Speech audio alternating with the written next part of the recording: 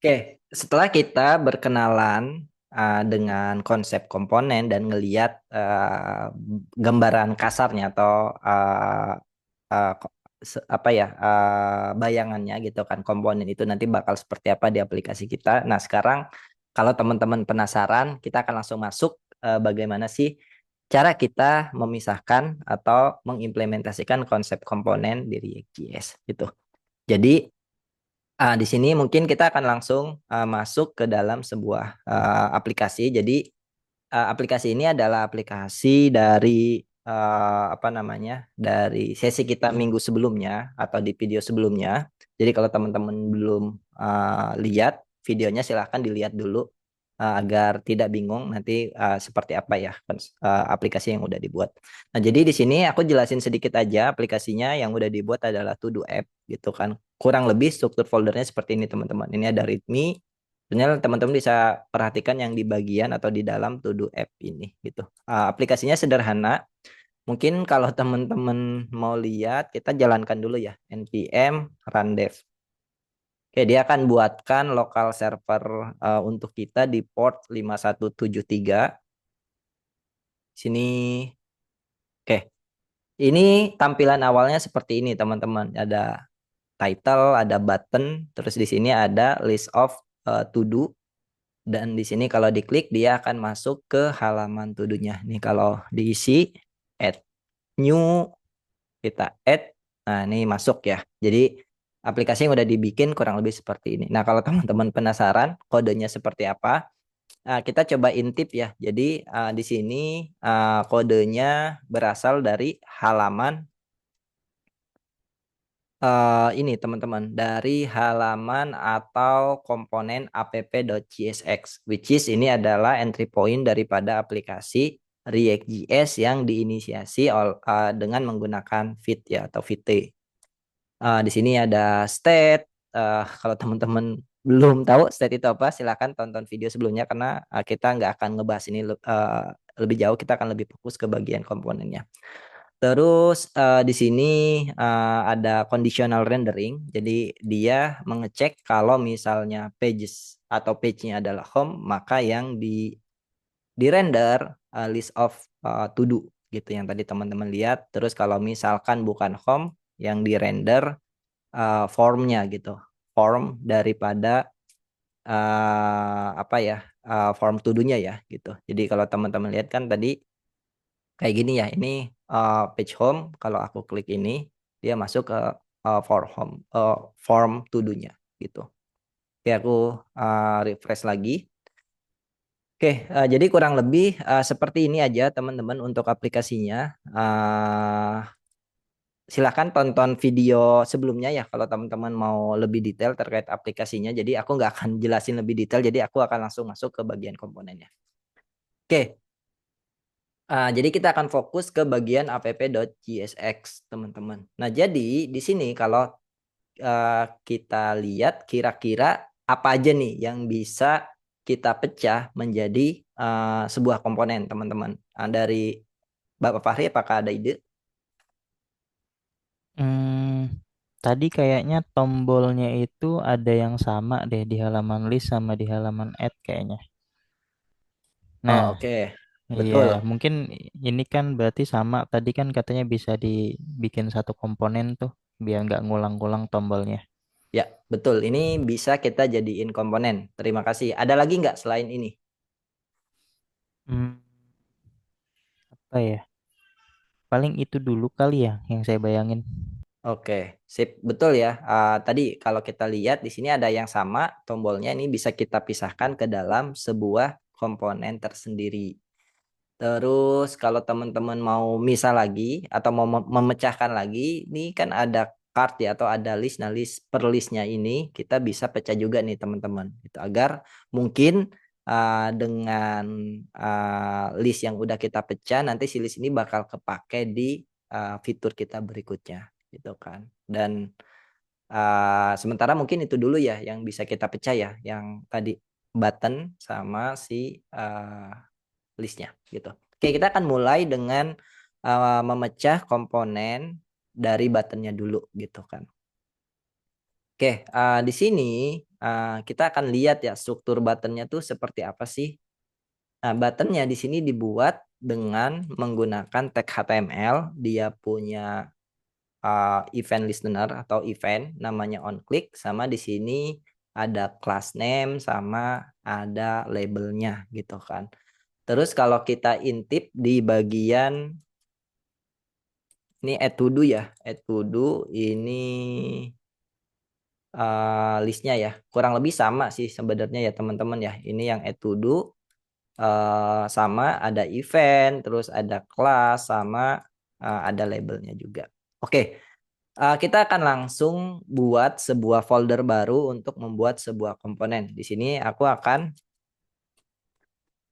buat namanya adalah komponen, nama foldernya, terus nama komponennya adalah button.jsx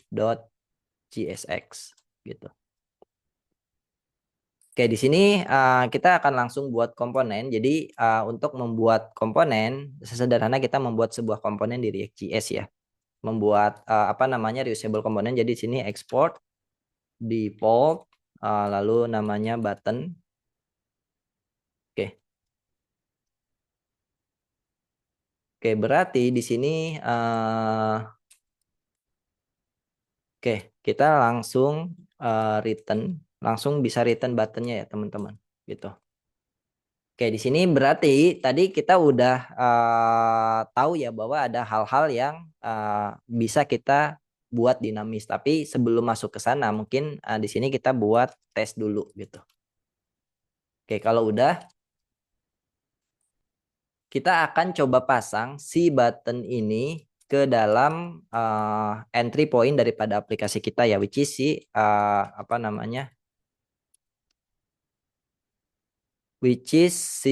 apa namanya si app.jsx export ini nggak pakai s ya harusnya. Nah gini.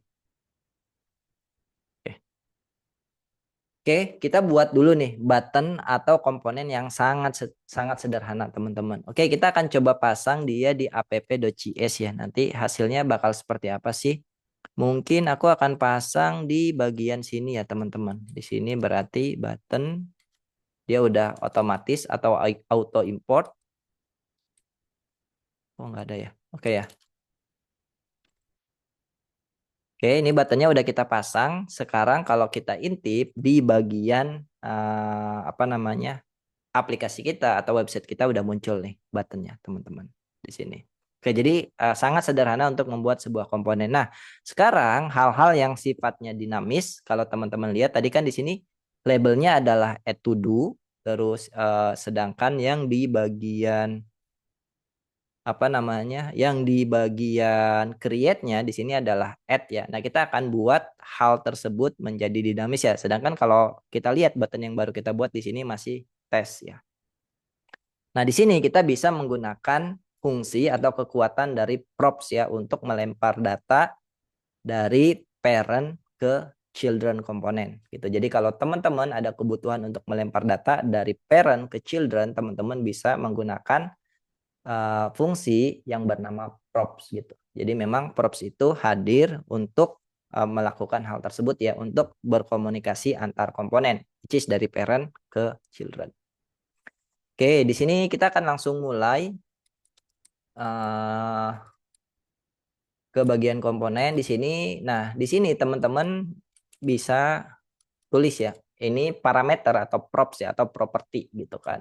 Nah, di sini berarti teman-teman tergantung ya si propertinya apa yang mau teman-teman tangkap. Misalkan oke, di sini aku pengen nama propertinya ini berarti label gitu kan. Props dot label gitu. Oke, di sini kalau kita lihat di aplikasi kita sekarang buttonnya tidak memiliki label. Kenapa? Karena tadi kita tidak mempassing props-nya gitu kan. Kenapa? Karena tadi di sini udah dinamis, dia nggak lagi hardcode tapi dia mengambil dari props-nya. Nah, sekarang gimana kalau kita lempar props gitu kan. Berarti di sini teman-teman tadi nama propsnya apa? Teman-teman harus ingat ya. Berarti karena tadi kita kasih nama propsnya adalah label, berarti di sini harus label sama dengan ini kayak sebuah atribut di HTML. Terus dia bisa pakai string seperti ini atau pakai apa namanya kurung kurawal teman-teman. Misalkan di sini adalah add gitu kan.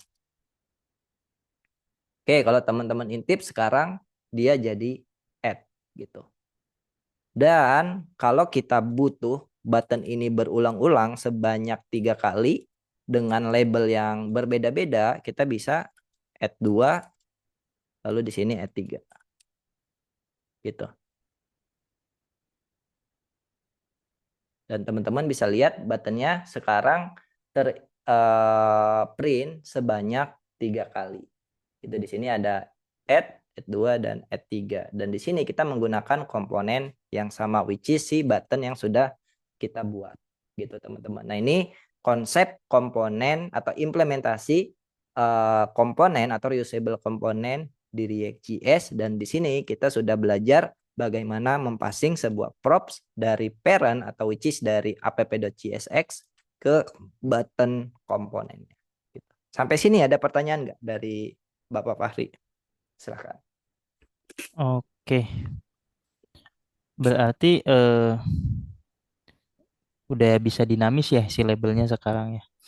Nah, ini ada batasan nggak sih data yang bisa diopel dari parentnya ke childrennya? Kan kita baru ngeopel tulisan ya bentuk teks gitu. Kalau Mm-mm. bentuk lain kayak angka dan lain-lain itu bisa diopel juga nggak ya?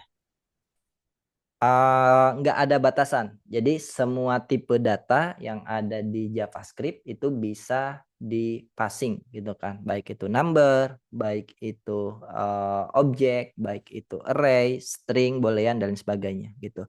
Nah, gimana cara passingnya kalau kita memiliki banyak data yang mau kita apa namanya share gitu kan dari parent ke children. Nah, tinggal di sini dikasih misalkan label 2 gitu kan apa gitu kan dan seterusnya dan seterusnya. Jadi tinggal tambahkan custom attribute atau props yang mau kita passing. Di sini pakai custom attribute, nanti di bagian button.csx-nya ini ya kita tinggal chaining pakai dot ya. Jadi props dot apa label 2, label 3 dan seterusnya dan seterusnya. Gitu sih Pak. Oke, baik. Berarti bisa data apa aja ya bentuknya dan bahkan kita bisa lebih dari satu props ya yang kita tambahin gitu. Betul, Oke betul, deh. betul seperti itu. Oke, terima kasih Bapak Ajat. Oke. Nah, ini kita akan lanjutkan ke bagian lainnya. Jadi untuk bagian konsep komponen atau implementasi komponen cukup seperti ini. Sama kita udah belajar bagaimana mempassing props-nya. Nanti kita akan lanjutkan untuk sesi berikutnya bagaimana implementasi yang lebih realnya di bagian berikutnya ya.